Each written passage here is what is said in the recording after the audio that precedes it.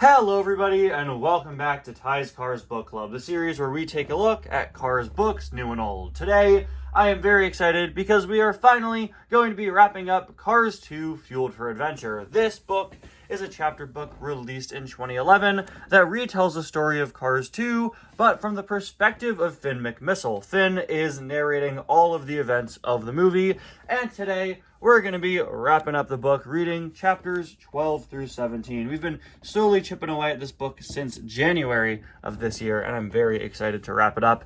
By the way, I'm sorry in advance if my voice sounds a little strained in this video, or if I'm talking a bit quieter than usual. I went to a Lady Gaga concert last night. It was insanely cool, easily one of the coolest things I've ever seen.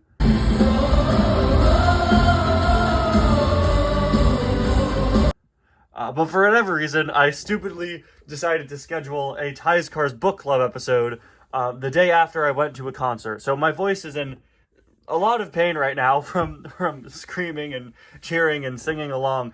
And for whatever reason, I was like, yeah.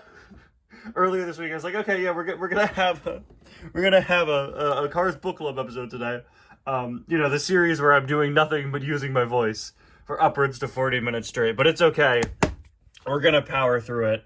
So let's get started. When we last left off, we were at the point where all of the racers had crashed. And I'm pretty sure at this point, at this point, Finn is out of the picture.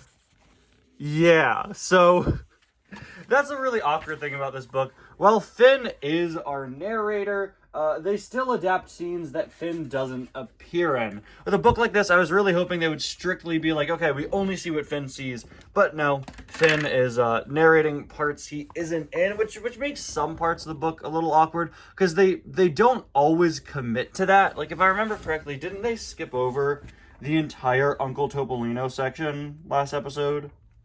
Yeah, they did. So, for whatever reason, sometimes they skip over scenes Finn isn't in, and sometimes they still include them. So at this point in the movie, Finn has been taken away by the Lemons helicopter. He is no longer present, okay? Guess Finn still knows. Maybe Holly told him, I don't know. Outside, Agent Schiffel was worried. She had seen the helicopter take me away. Mater was still in the casino. She warned him to get out of there, but the lemon thugs surrounded her. Yeah, so now Holly's out of the picture too. In the casino, again, how does he know this? In the casino, everyone was watching the TV monitors. Mater started to back out of the room, but then he noticed what was on the screen. An interviewer was speaking with Lightning McQueen. "They're letting you choose your fuel for the final race," said the interviewer. "Do you know what it's going to be?" "All in all," Lightning replied. "But after today," said the interviewer, "my friend Fillmore says the fuel's safe." "That's good enough for me," Lightning said. "I didn't stand by a friend of mine recently. I'm not making the same mistake twice." Lightning was apologizing to Mater on TV. Wow, public apology. He's just like a YouTuber. Inside the casino. Yeah, you don't need to establish that yet. They go in the casino, and then they go, oh, in the casino, Mater's watching TV. In the casino, Mater could not react without giving himself away. Like, we already established you taking half a page to tell me that they're watching the TV in the casino. You don't need to reestablish that they're in a casino. This art of McQueen is good. One of his eyes is bigger than the other. He's got the Ferb eye going on there, but honestly, looks pretty good. The art in this book is hit or miss. Some of the pieces are absolutely stunning, and some of them are really awkward looking. Which makes it pretty funny for me, having to come up with thumbnails for these. I'm always like, do I choose one of the really good-looking pictures or one of the really awkward ones? But this is a good one, a little off-model with, like, the eyes and stuff, but I think that's kind of the point. He's kind of in shock. Inside the casino, Mater could not react without giving himself away, but Professor Z's response was quick. "All in all, must be finished for good," he declared. Professor Z and his mysterious big boss, capitalized, were determined to make All in All look bad. They would not let Lightning ruin their plan. Lightning McQueen must be killed! Yeah, every time I rewatch Cars 2, I know people have their problems with Cars 2. I think it's a very fun and silly movie that gets a lot more hate than it needs. But whenever he immediately jumps to, oh yeah, by the way, okay, we're gonna kill McQueen, guys. It's such a jump. And it's insane that there's an official Cars movie where someone yells Lightning McQueen must be killed. Like, that sounds like something that one of us would make up as a joke in a video. No, Mater shouted. He panicked and knocked into a light bulb. Electricity zapped through him. His disguise disappeared. No, he doesn't knock into a light bulb. He doesn't knock into a light bulb. Something knocks into his light bulb. That sounds so weird. Right? Doesn't his siren light hit something, right?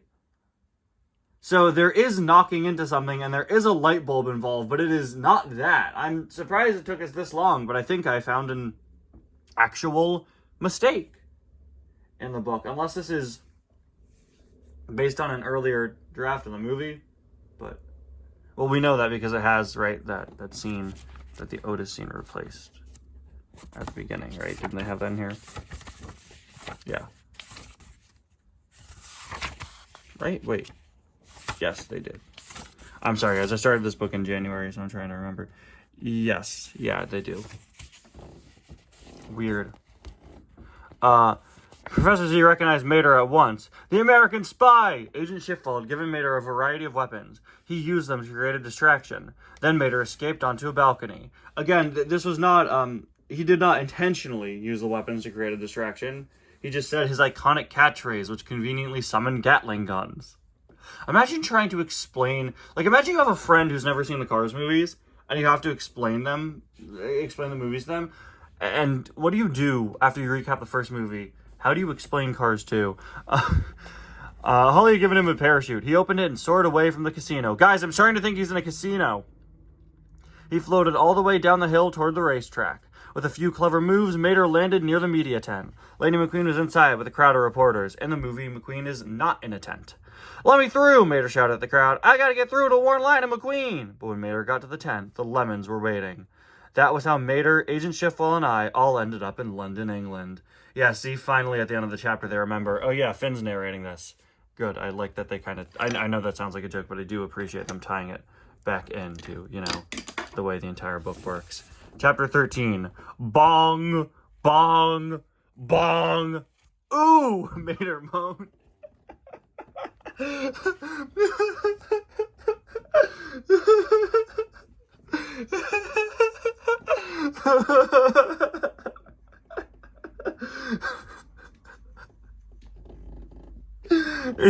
Agent Schiffel and I watched as his eyes popped open.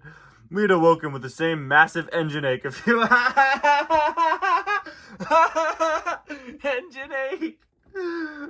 hours earlier. I'm sorry. See, this is where the book falls short, being very constrained to the events of Cars 2. Would have loved to have seen Finn waking up instead of Finn narrating Mater waking up. But I'll talk about that more at the end of the video. We had awoken with the same massive engine ache a few hours earlier. Professor Z and his lemons had captured each of us separately. Yeah, we know. I've been reading the book, man. I know. You just said that. Then they had knocked us out and taken us to the same place. Holly! Finn! Mater cried. What? Mater soon figured out where we were. The giant rotating gears, the loud ticking. We were inside the largest clock in London. Big Bentley. We were tied to the clock's moving gears. So yeah, again, I wish we would have seen Finn figure this out instead of Mater.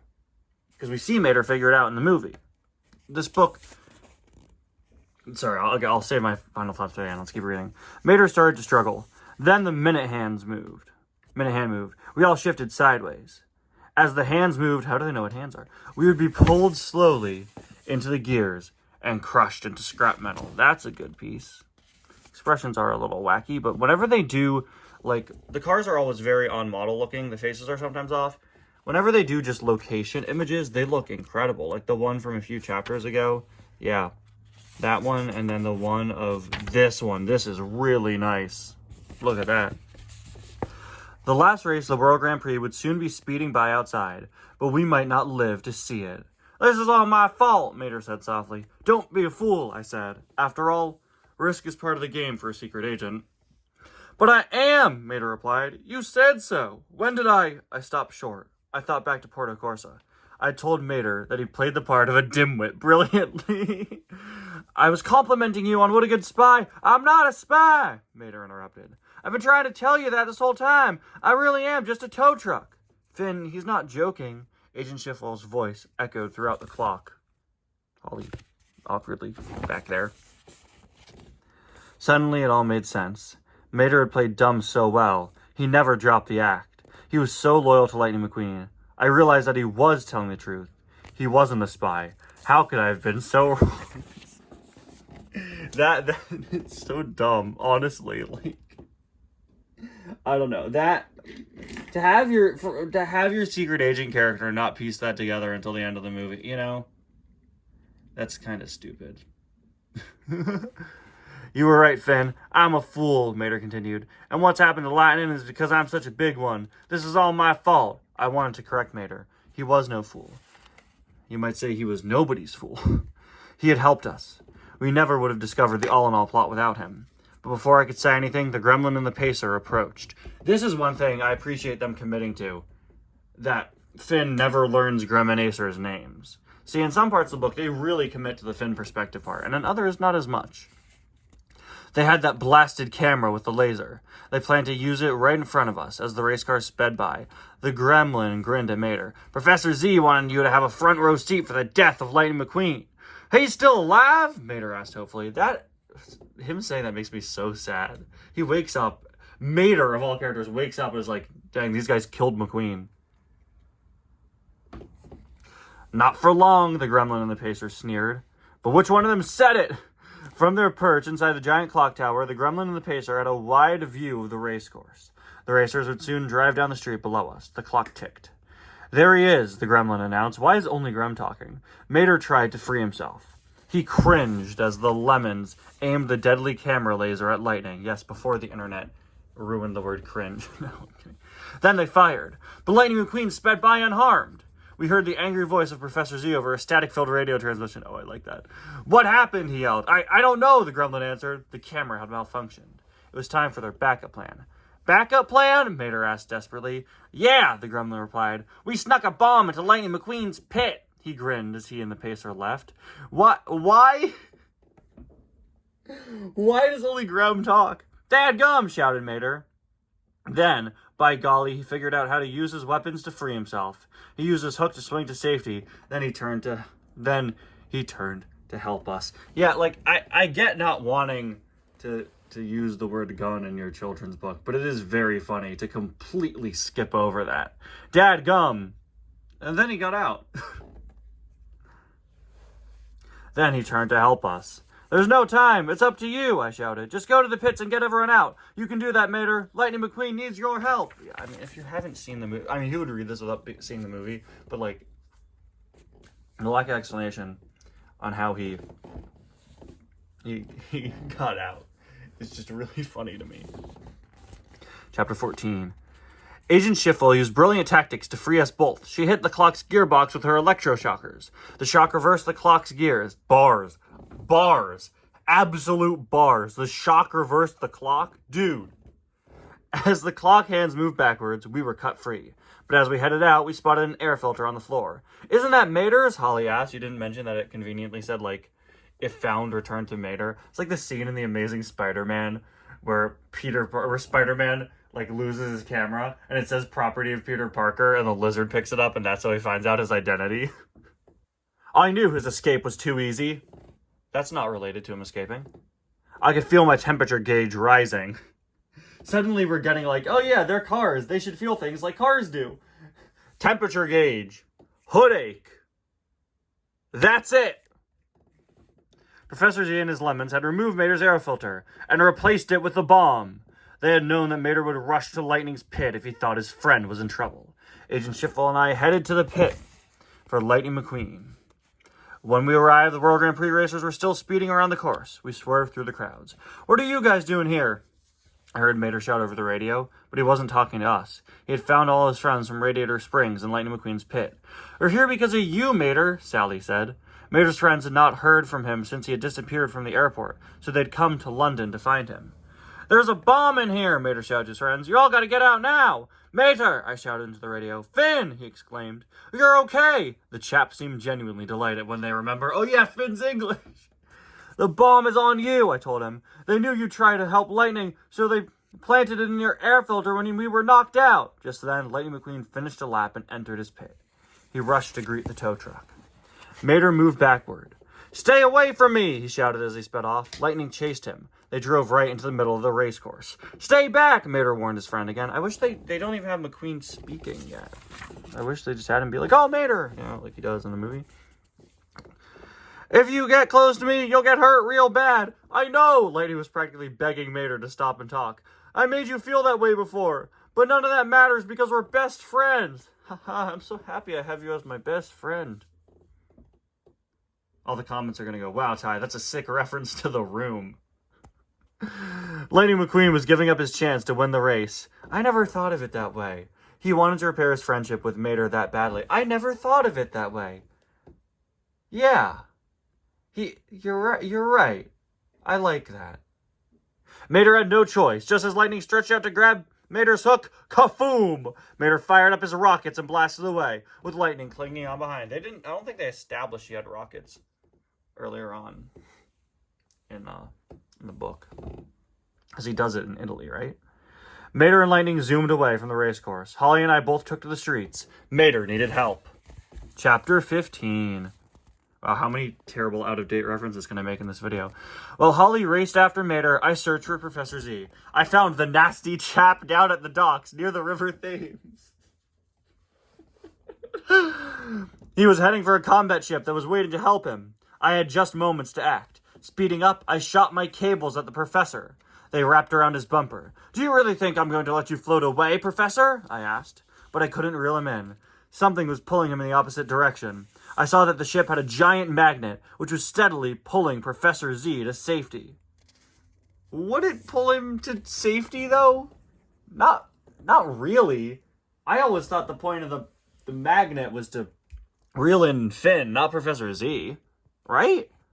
The magnet was pulling me in, too. It even pulled my bullets, which gave me an idea. I tossed my grenades, rockets, and bombs. Okay, so we could say bullets, grenades, rockets, and bombs, but not Mater's gun. And bombs at the magnet. Suddenly, the whole thing exploded. Finn confesses to murder in the first degree. Right here, in his memoir. You know what would be really funny? I should mention like a Cars Adventures episode or something, that Finn wrote a memoir, and the memoir is this book. That would be funny. I just spoiled the joke for whenever I make that video. I'm sorry. Meanwhile, Holly revealed that her own spy equipment included wings. They fly now? This happens way before, when they leave. And that's one of the very few scenes of the movie that, like, only Finn and Holly are in. Why didn't you show that? This is from Finn's perspective. She used her flying gear to soar over the streets of London. And they have that funny line about how she's like a younger spy, so she has cooler tech. Oh, man. Like, do that, man. She spotted lemons closing in on Mater and Lightning. She landed swiftly and spun around. A few lemons were racing toward Mater. Holly knocked them aside. "We gotta get that bomb off you!" she shouted. Wait, why did I do the Mater voice? "We've gotta get that bomb off you!" she shouted to Mater. "Bomb?" Lightning McQueen was shocked. He didn't know anything about the All-in-All plot. Or about the plot of Pixar's Cars 2. Because he's barely in it. Or about Mater's work as a secret agent. "Yeah," Mater explained, "they strapped it to me to kill you as a backup plan." They don't even have McQueen going, "Backup plan?" McQueen's reactions in this scene are golden, and it's a shame. But it being from Finn's perspective, that does make sense, because he wouldn't know McQueen, but whatever. Mater finally but, like, that's not why, because they're including this full scene. They're just not including McQueen's dialogue that much, which is a shame. Mater finally understood what was going on. It was as clear as a freshly washed windshield. Yeah, the two things this book keeps remembering. They're British and they're cars. That's when I joined the group. Professor Z was with me, tied up as my prisoner. He couldn't escape, but he still had plenty to say. "You," Professor Z shouted at Lightning, "why didn't my death ray kill you?" And they don't even have McQueen going, "Death ray? Come on." It turned out that Lightning had not used all-in-all fuel during the final race. His friends Fillmore and Sarge had filled the racer's tank with Fillmore's special fuel. It didn't react to the electromagnetic laser like all-in-all, so the deadly laser beam had not worked on him. That's interesting, because in the movie, we don't learn that until the very, very end. But in the context of this book, that being revealed here does make perfect sense. But we didn't have time to discuss these matters. That bomb was ticking away, and it was stuck on Mater. "Turn off the bomb," I ordered Professor Z. Professor Z sneered. "Are you all so dim-witted?" he asked. "It's voice-activated." Mater used his voice. "Deactivate!"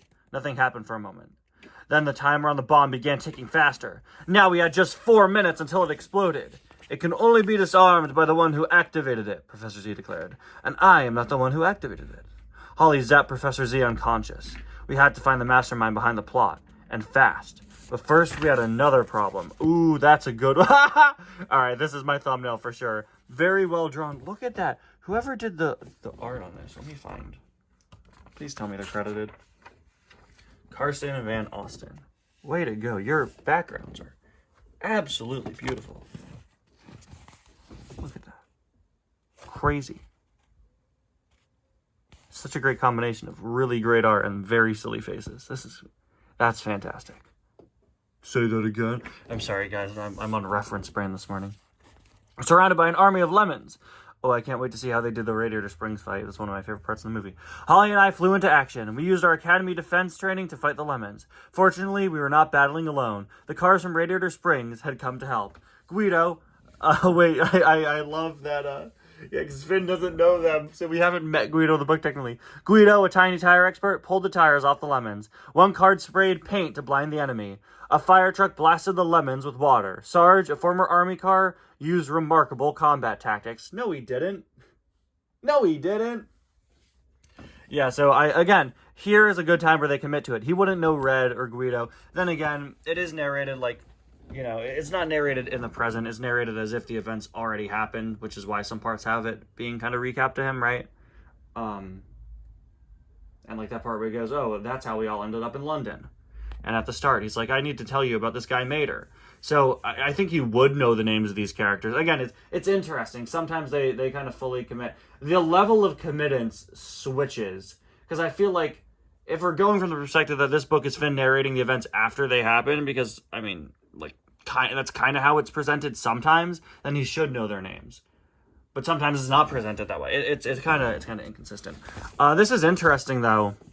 I wonder if this is from an earlier draft. There aren't all that many things in this book that are different from the movie. There's just the opening Otis scene, but I wonder if earlier on Sarge was supposed to be in the fight, because of course, as we all know, he calls up his friends from the British military and they stop. They stop it. While everyone else fought, Guido rushed to Mater. That happens after the fight, but okay. The brave little forklift tried to undo the bomb, but he couldn't detach it from Mater. Wait, did they completely skip over the defeat of Grem and Acer? I know they didn't make them that important in this book, but that's a really strange thing to not mention. But that scene is from Holly's perspective, so that's them committing to the Finn perspective, I guess. See, I don't know if these things are them committing to the Finn perspective or them or them just deciding not to include it because it's a condensed retelling. Regardless, I think you should mention that Grem and Acer were defeated. But he couldn't detach it from Mater. None of his wrenches fit the bolts, someone cried. Wow, that's Luigi, but again, he doesn't know him, except he does. This is getting messy. We're overthinking this, guys. Mater looked at the bolts holding the bomb in his engine. Then his eyes lit up. I get it, he shouted. Within moments, he hooked onto lightning. Then Mater activated his parachute and flew skyward. They fly now? Chapter 16. Holly and I followed Mater and Lightning as fast as we could. They landed at Buckingham Palace, the end of the racecourse. Sir Miles Axelrod was there with the Queen. The palace security team saw the bomb and immediately surrounded Mater. Bomb, they shouted. They saw the bomb and surrounded Mater. Then they shouted bomb. Nice job. Great narration, book. Sorry, great narration, Finn McMissile. I rushed over to Mater. Mater, I don't know what you're doing, but stand down now. I had to protect the Queen. I am a British secret agent after all.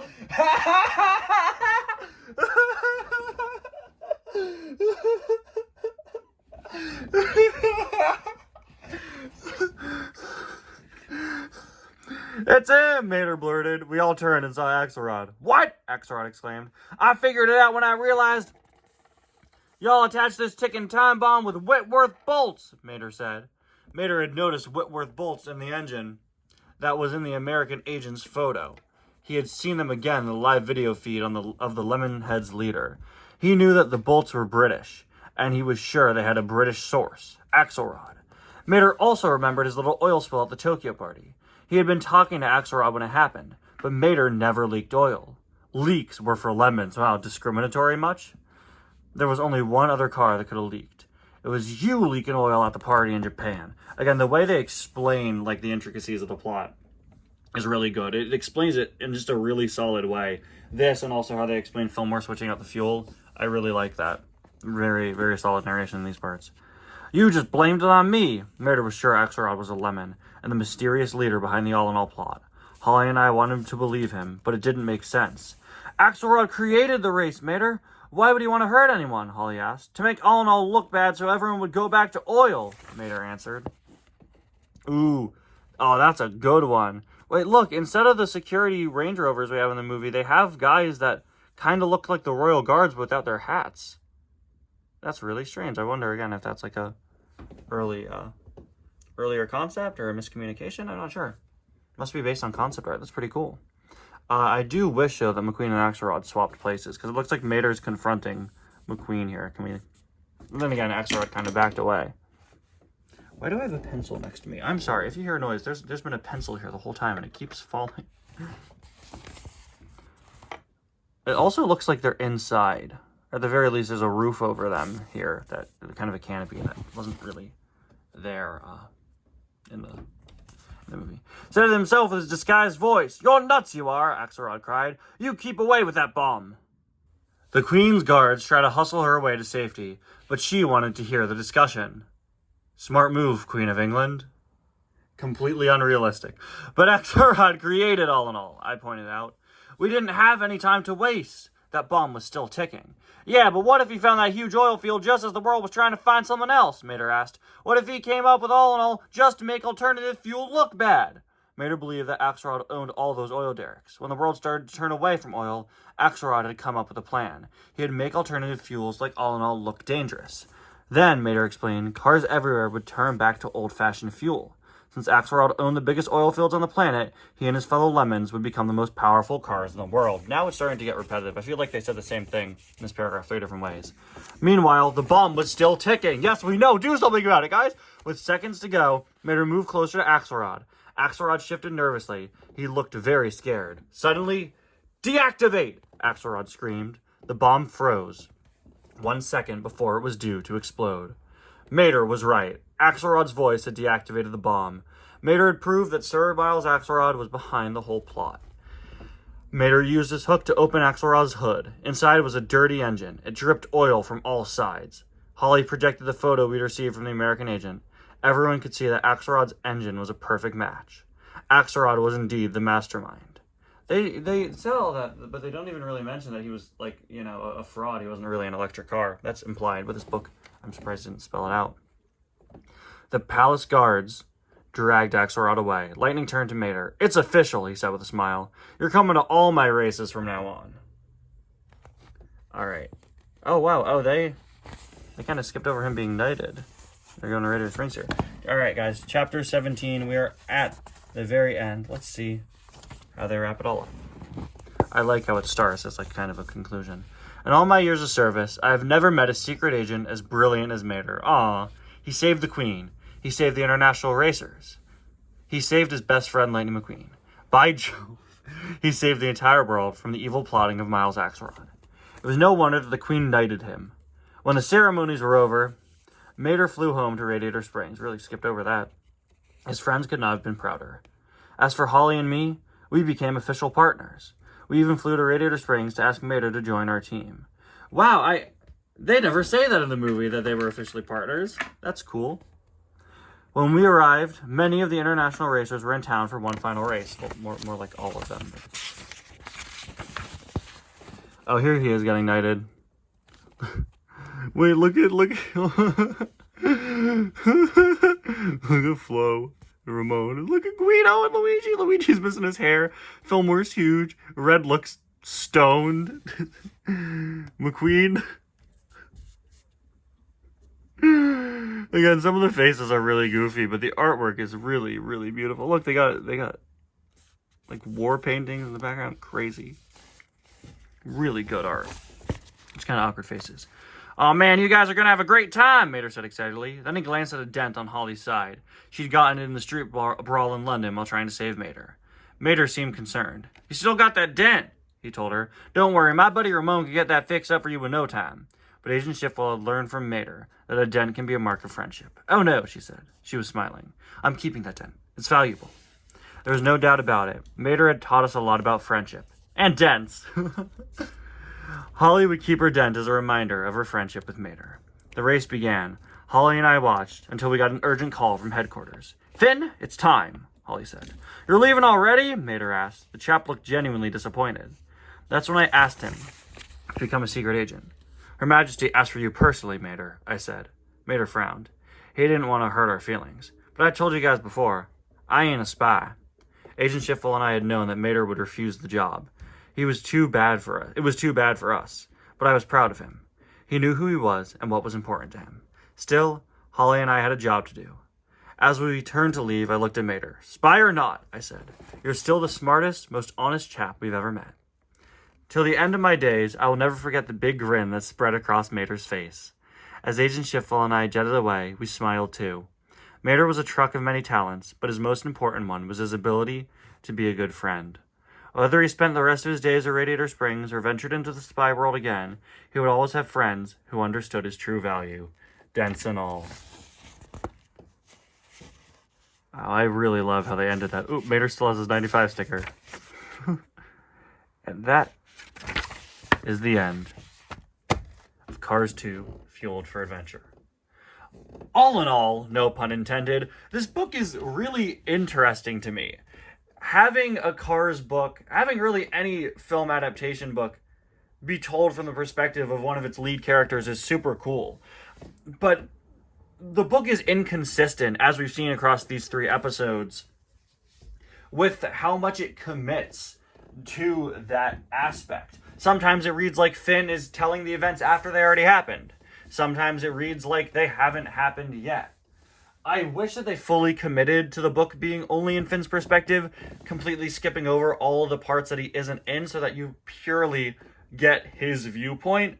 But then, not only would we get scenes we didn't see in the movie, with a book like this, I was really hoping we get scenes we didn't see in the movie. Unfortunately, that didn't happen at all. There's nothing in here that is not established in the movie other than Finn saying he and Holly became official partners afterwards, which, again, another thing that's basically implied, but it is kind of cool to hear that in written word. Not only would you get that, you as a reader would also be able to piece together the story. Obviously, it's a film adaptation, and there's a very, very, very small chance you'd read this without seeing the movie, especially if you're a kid, which is obviously the target demographic for a book like this. It's a little golden first chapter book. But you could do this fun thing where you piece together, oh, is Mater the spy? Is he not? Having it from Finn's perspective like that, you could have done stuff like that. Unfortunately, they didn't. And while it is a pretty solid film adaptation, it's not missing all that much stuff. It's definitely better than the Cars 2 comics we read in the past. I don't know. It just comes together to make this pretty interesting story. Anyway, guys, thank you all so much for watching this episode of Ty's Cars Book Club. We're finally done with Fueled for Adventure, and next time we can finally start the little golden book I've been wanting to read this whole time. Thank you all so much for watching, and I'll see you guys next time. We're going back to the Cars comics next episode. Bye now.